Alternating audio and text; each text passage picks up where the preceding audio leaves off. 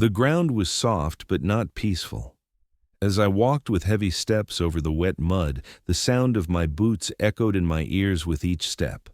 The air was cool. Fog had descended. It covered everything like a gray veil. We were in the middle of war, but sometimes you see something and suddenly forget the war entirely. That's when I saw her, a small silhouette by the roadside, almost pressed against the ground. She looked like a child, but she hadn't moved for so long. You could mistake her for a stone. What I didn't know was that this moment would change both our lives forever. Welcome to the Real Life Stories. Before we begin this powerful story of humanity in the midst of war, tell us in the comments which city you're watching from today, and if you believe stories like this deserve to be heard, hit that subscribe button. These stories matter. I stopped. Something tightened inside me. Wait, I told my companion. I lowered my rifle but didn't let go of it. Yes, it was a child. Small, skinny. She was in a torn, thin dress, covered in mud, but seemingly didn't care. Her arms were locked around her knees as if protecting herself. She slowly raised her head. We made eye contact. She looked vacant, but her eyes weren't empty. There was exhaustion, deep exhaustion, like someone who hadn't spoken for a long time. She was watching me, but I couldn't understand what was going through her mind. In that small face, there was wisdom far beyond her years. I crouched down. I felt my knees touch the mud. "Are you alone?" I said slowly, keeping my voice as soft as possible. She didn't answer, but she didn't look away from me either, as if she was measuring me, thinking whether she could trust me or not. I took out a piece of chocolate from my pocket. I extended it to her small hand. "Take it," I said quietly. "It's yours." She didn't move. I waited a bit. Patience, I thought. This child needs patience. Then she touched the chocolate with her fingers, but didn't take it, as if she was testing me. I didn't know what to say. I stood up, looked around. There was no sound, no footprints, as if the world had forgotten her here, or the world had moved away from her and she had stayed here. "Can we go to your family?" I asked. But there was such silence that I already knew the answer to the question. I knelt beside the child again. I reached out slowly to take her in my arms. For a moment she moved, a tense movement. She wasn't going to run, but she didn't quite trust me either. Her hands tightened a bit, as if asking, "What are you going to do?" Then she slightly bowed her head, and she let me. I took her in my arms. It was as if she had no weight at all. Her bones could almost be counted, but inside me, I felt how big what I was carrying was. This wasn't just a child. This was hope, a responsibility. I started walking. I didn't know where I was taking her, but I couldn't leave her there. That's all I knew at that moment. My steps were more determined now. "What are we going to tell the commander?" asked the soldier beside me. "We found something," I said. "Something that needs to be protected." I didn't know her name, but I had to say something. I had to find a way to address her. "Lily," I whispered. "From now on, I'll call you that." She didn't say anything, but her eyes turned to me for a moment. There was a small movement in her body, and she, I think, accepted it too. The road was long, but I was no longer alone. When night fell, the camp quieted down. But Lily wasn't sleeping. Wrapped tightly in a blanket, her eyes stayed open. She wouldn't close a single eye, as if she wanted to be somewhere else instead of being there, or nowhere at all.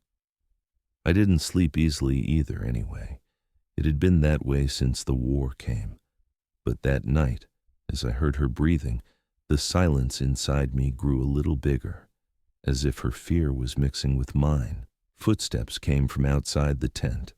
Marty stood at the edge of the tent. "I need to talk to you," he said in a low voice. I raised my head. We made eye contact. There was worry in his eyes. I went outside. The cold of the night was slapping my face. "I know you're protecting her," said Marty. There was no accusation in his voice, but there was worry. "But this won't work with our rules, Jack. You know that too." "Rules?" I said wearily. keeping my voice low so it wouldn't carry. "There's a child here. Who could she harm?" "Who?" "You know this," said Marty. He ran his hand through his hair. "But they could take you away from here. Not just Lily. You're at risk too. And so are we, with you."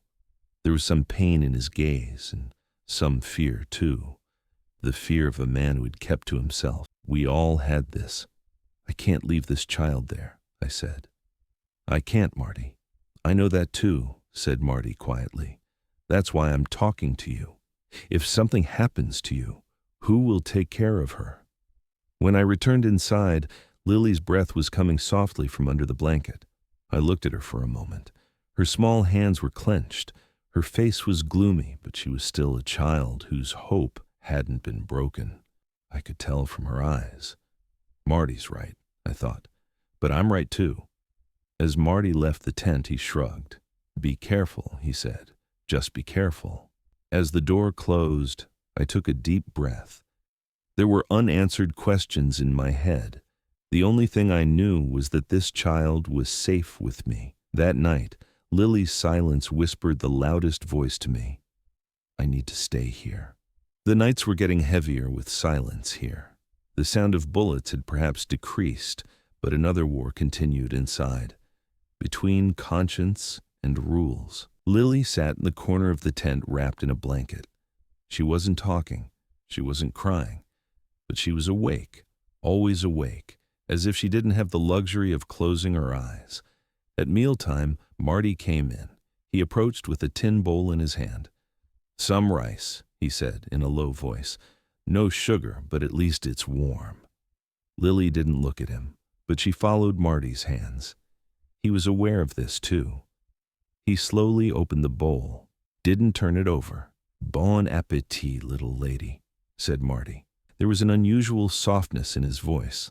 As Marty was leaving through the door, he turned his shoulder to me. "Everyone's aware," he said, "that she's staying with you, that you're taking care of her. No one says anything." "Why?" "Because," he said, hesitating, "everyone needs something like this." "A reminder of what?" "That we're human." After he left, I turned to Lily. The bowl was in her lap. She slowly took a spoonful, then put it down. She turned her head toward where I was. At that moment, the answer to the question I asked was obvious. Trust takes time. "You're not in a hurry," I said. "You have time." I sat on the edge of my bed. In the darkness, I watched her movements under the blanket. A tiny human was hiding herself against a huge world. "I used to be scared when I was a child too," I said to the darkness. "I was most scared at nights. My mother would come, sit beside me. She wouldn't talk. I would just feel that she was there." Lily didn't move at all, but I felt her breathing change. "If you want, I can sit here too," I said. "I'll just sit." I stayed like that all night. I didn't move, but at one point, in one of those very quiet moments, I saw her hand come out from the edge of the blanket. Her palm was facing up.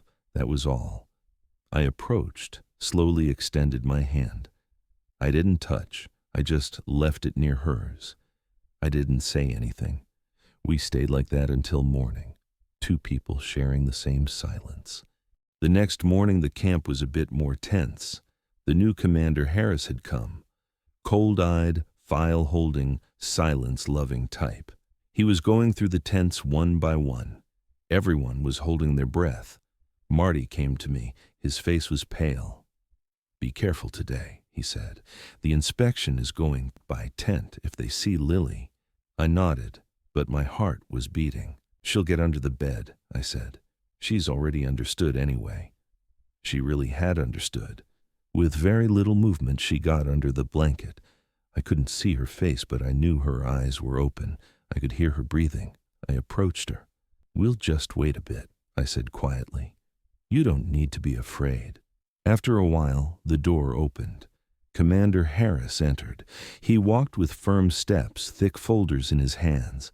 His eyes scanned the inside of the tent, every corner, every detail.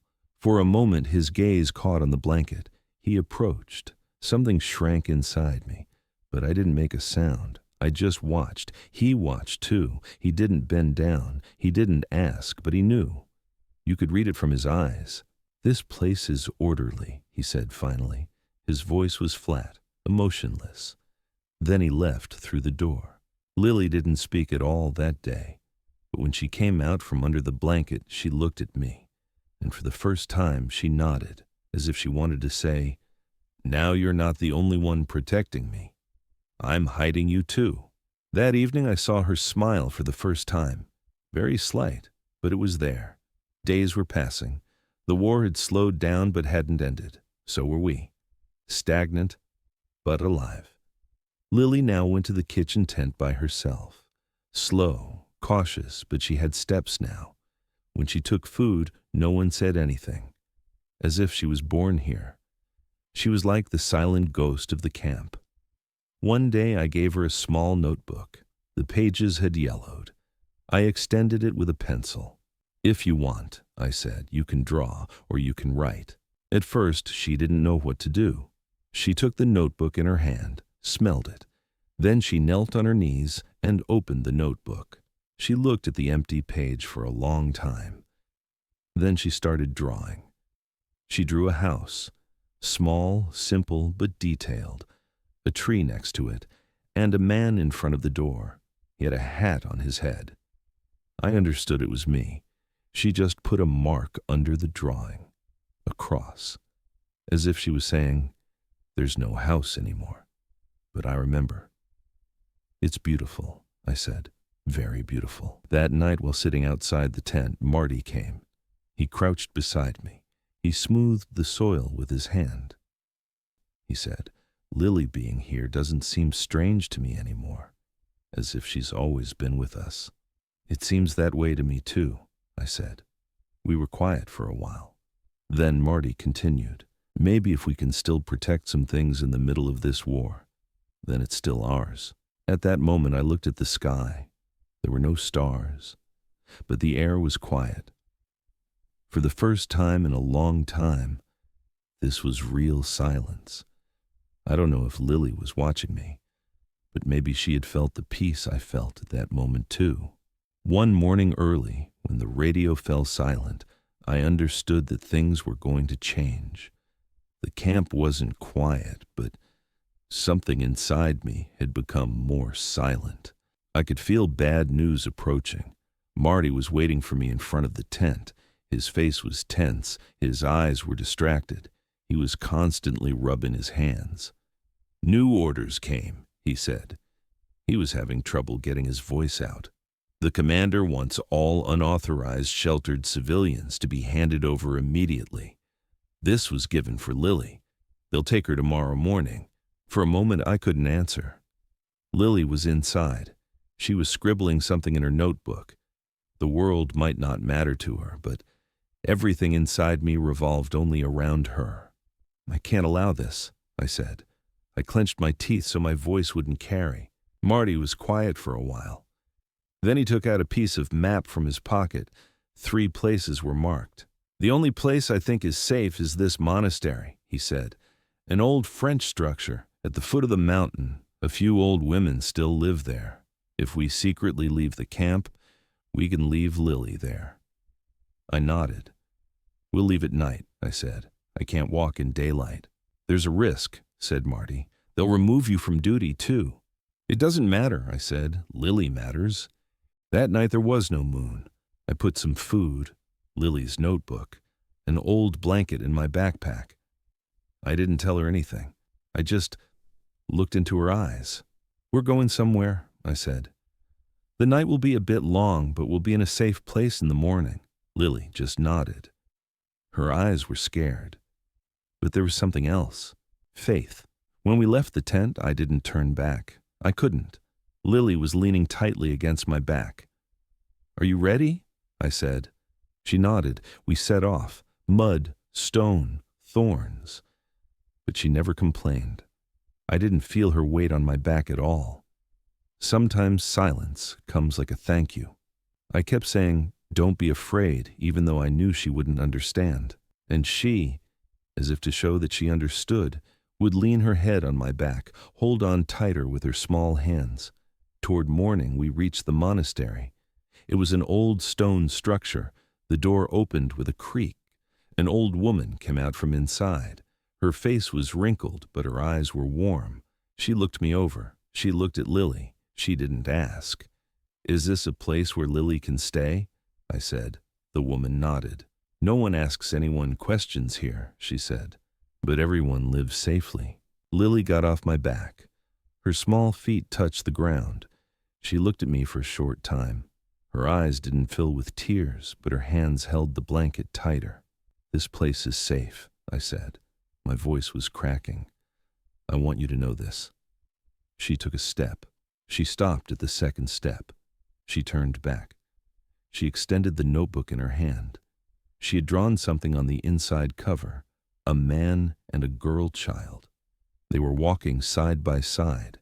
She'd written only 2 letters underneath, J and L. My hands were trembling as I took the notebook.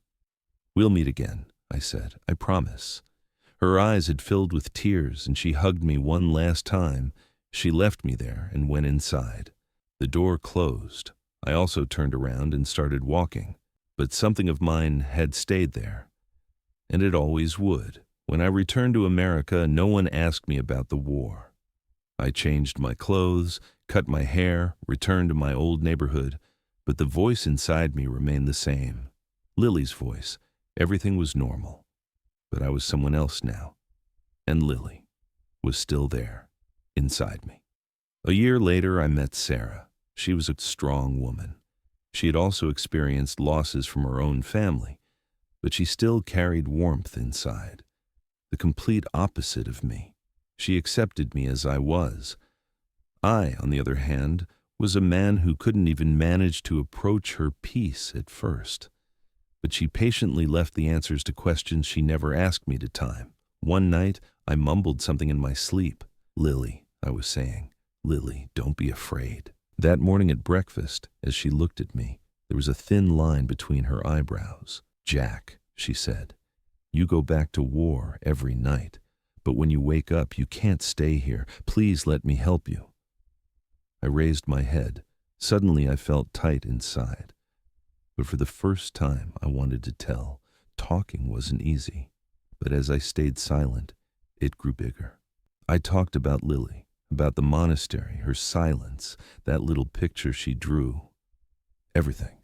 Sarah didn't look away. There wasn't judgment in her eyes, but deep understanding. "You didn't abandon her," she said. "You saved her, but you left a part of yourself there." That night, I slept peacefully for the first time. Because Sarah was right. In the following days, Sarah started writing letters to old units, aid organizations, nuns, archives. "Maybe we won't find her," she said, "but even knowing that she's okay would heal." We folded every letter together. In every unanswered wait, we were silent together. That silence no longer left me alone, because now I had Lily inside me and Sarah beside me. It was an ordinary envelope in the mailbox. There was neither an official seal nor anything eye-catching on it. But the moment I touched the envelope, my hand stopped. My heart beat in a way I thought I had long forgotten. The address seemed familiar. I sat on the couch in the living room, waited a few seconds before opening it. Sarah glanced at me from the corner of her eye, but didn't say anything. I opened the envelope. A single page came out. The writing was plain, straight, neat, but every word touched my heart. "I am Lily. I hope you remember me. The child under that blanket. I'm grown up now. I have 2 children. I want to see you. If it's still possible, I would like to visit you." With the letter in my hand, I sat motionless for a while. Years had passed, but everything seemed like yesterday. Sarah came beside me, put her palm on my knee. She didn't ask anything, but by slightly bowing her head, she whispered, "The time has come." 2 weeks later, the doorbell rang. I felt a tightness inside me. The moment I had been waiting for had come. I slowly got up, walked to the door. Holding my breath, I opened it. A woman stood before me, simply dressed, eyes deep but soft. That familiar expression was on her face, the warmth that time hadn't taken away. Behind her, a man holding a small child's hand. Beside them, a young girl, her eyes just like hers. Lily smiled, that small, shy smile. "It's me," she said. Her voice was now a woman's voice, but her trembling was the same. "I know I'm late." I couldn't say anything. My eyes had filled up. I just nodded. And then I opened my arms. Lily didn't hesitate. She stepped forward. We hugged, as if that blanket was wrapped over us again after years. In that embrace, there was all the past, all the longing, all the love. "Are you real?" I whispered. "I'm real," she said. "And thanks to you." From behind me, Sarah came out. The dear woman approached Lily's daughter, who was carrying a small toy in her arms. "What a beautiful name you have," she said. The girl was shy, hid behind her mother. "This is Sarah," I told Lily. "She wrote letters to be able to find you." Lily turned to Sarah. "Thank you," she said. Her eyes were filled. "Thank you for trying to find me." Lily's husband extended his hand to Sarah. "We still keep those letters that were written to us years ago," he said. They were sentences written with a wife's love. We went out to the garden. The children ran around on the ground. Lily's son pressed his small hands to the ground and laughed. We drank tea together. No one mentioned the war, but we were all there, in that tent on that night, in that eye contact. "What happened after the monastery?" I asked. Lily turned her eyes to the distance. "The nuns adopted me," she said. "They educated me, raised me, but I always kept that notebook you gave me." She took it out of her bag, old, yellowed, but still standing. "You're on every page," she said. "That night when you held my hand," she continued, "I believed I could be someone else. Thank you." I bowed my head. "I was able to become human again with you too," I said. Toward sunset, everyone quieted down. Only the children's laughter could be heard. Lily's daughter had sat in Sarah's lap, telling her something. Lily's son was also on my lap. "Grandpa?" asked the little child. Lily laughed. "Something like that," she said. And at that moment I understood. Sometimes a life is rewritten from the beginning with a single hand touch. Sometimes a decision becomes the fate not only of that moment, but of future generations too. As Lily was getting up, she hugged me one last time. "Sleep peacefully now," she said. "I'm safe." While seeing them off, Sarah held my hand. "You gave her life," she said. "She gave you meaning." That night, for the first time in years, I didn't dream of Lily, because now she was real, and she was safe. Sometimes the greatest battles aren't fought with weapons, but with the simple choice to protect innocence in the midst of chaos. Jack's decision to save Lily didn't just change her life, it transformed his own and created a legacy that would echo through generations. In a world torn apart by war, two souls found each other and proved that humanity's greatest victory isn't conquering territory, but preserving the light in a single child's eyes. Sometimes the most important mission isn't the one in your orders, it's the one in your heart. So I ask you, have you ever encountered someone who changed your life in an unexpected moment? Someone who reminded you of what truly matters when everything else seemed lost? Share their story in the comments, because at the Human Stories, we believe that the bonds formed in our darkest hours often shine the brightest. If this story moved, don't forget to subscribe. Stories like Jack and Lily's remind us that even in war, love finds a way.